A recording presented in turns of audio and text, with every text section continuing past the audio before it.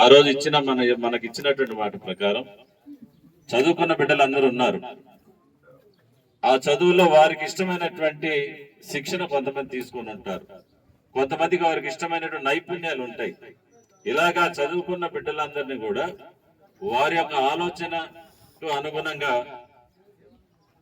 ఆ నైపుణ్యం ఏదైతే ఉందో ఆ సెన్సెస్ తయారు చేయమని కూడా రాష్ట్ర వ్యాప్తంగా ఆయన చెప్పడం జరిగింది. ఎందుకంటే చదువుకున్న పిల్లలందరూ కూడా ఒకే ఉద్యోగాలకు వెళ్ళరు. వాళ్ళకి ఇష్టమైన ఉద్యోగాలు కొంతమందికి ఉంటాయి, కొంతమంది కొన్ని వీటిల్లో నైపుణ్యం ఉంటుంది. వాళ్ళందరినీ గుర్తించి వాళ్ళకి ఉద్యోగ భద్రత, ఉపాధి అవకాశాలు కల్పించాలనే ఒక ఆలోచనతోటి ముఖ్యమంత్రి అయిన వెంటనే స్కిల్ సెన్సెస్ మీద ఆ యొక్క జీవోని విడుదల చేసి సంతకం పెట్టడం జరిగింది. ఇలాంటి కార్యక్రమాలన్నీ కూడా మనం చెప్పాం. గతంలో కూడా మీ ఇల్లు అన్నిటికి వచ్చి నేను కూడా ఎన్నికలు వస్తున్నాయి అని ప్రతి ఒక్కరు దండం పెట్టాం, ఓట్లు అడిగాం. చంద్రబాబు నాయుడు గారు ముఖ్యమంత్రి అవుతున్నారు, తెలుగుదేశం ప్రభుత్వం అధికారంలోకి వస్తుంది, మేము ఇచ్చిన మాటని కూడా నిలబెట్టుకుంటామని ఆ రోజు చెప్పడం జరిగింది. మన అదృష్టం ఈ రాష్ట్రంలో తెలుగుదేశం ప్రభుత్వం అధికారంలోకి వచ్చింది. మన నాయకుడు నారా చంద్రబాబు నాయుడు గారు ముఖ్యమంత్రి అయ్యారు.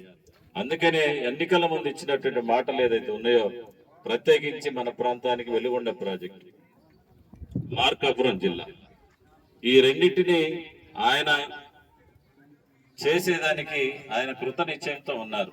ఎందుకంటే మన పోయినప్పుడు మాటల్లో త్వరగా మనం మార్కాపురం జిల్లాను చేసుకోవాలా, వెలుగొండ ప్రాజెక్టును పూర్తి చేయాలా. గతంలో జగన్మోహన్ రెడ్డికి మనం అందరం కూడా ఓట్లు వేశారు. మనోళ్ళు ఏ ఊర్లో పెట్టినా భారీ మెజార్టీలు వచ్చాయి, ముఖ్యమంత్రి అయిండు.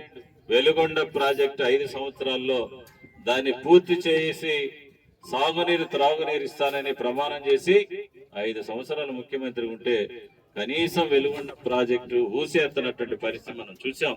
అందుకని ఈ రోజు గ్రామాల్లో నీళ్లు లేక అల్లాడి చేస్తా ఉన్నాం. ఆయన వచ్చాక ఎమ్మటే వెలుగొండ ప్రాజెక్ట్ చేస్తుంటే ఈ రోజు బావుల్లో గాని, బోర్లలో గాని, చెరువుల్లో గాని మనకు పుష్కలంగా నీళ్లుండి నీటి ఎద్దడి లేకుండా గ్రామాల్లో ఉండి.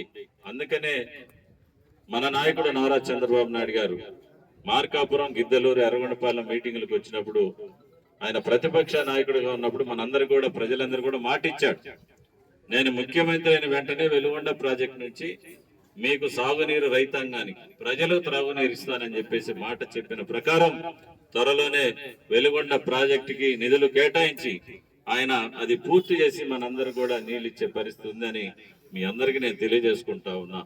అందుకని ఇంకా ఎన్నో కార్యక్రమాలు, గతంలో వైసీపీ అధికారం ఉన్నప్పుడు ఏ ఊర్లో కూడా ఒక 1/2 కిలోమీటర్ రోడ్డు వేయలే, ఎక్కడ కూడా అభివృద్ధి పనులు జరగలే, పేదవాడికి ఒక ఇల్లు ఇచ్చిన పరిస్థితి లేదు. ఇంకా పెన్షన్లు ఇవ్వాల్సిన అర్హులే చాలా మంది, మనం పెన్షన్లు ఇవ్వాల్సిన వాళ్ళు చాలా మంది ఉన్నారు. మీరెవరూ కూడా ఆధారపడాల్సిన అవసరం లేదు. ఎవరైతే అర్హులు ఉన్నారో ఇంకా అందరికి కూడా పెన్షన్లు ఇస్తాం, ఇల్లు కట్టిస్తాం, గ్రామాలు అభివృద్ధి చేసుకొని మన బిడ్డలకు ఉద్యోగాలు కూడా కల్పించేటటువంటి బాధ్యత తెలుగుదేశం పార్టీ ప్రభుత్వం తీసుకుంటుంది. మన నాయకుడు నారా చంద్రబాబు నాయుడు గారు మనకు అండగా ఉంటారు.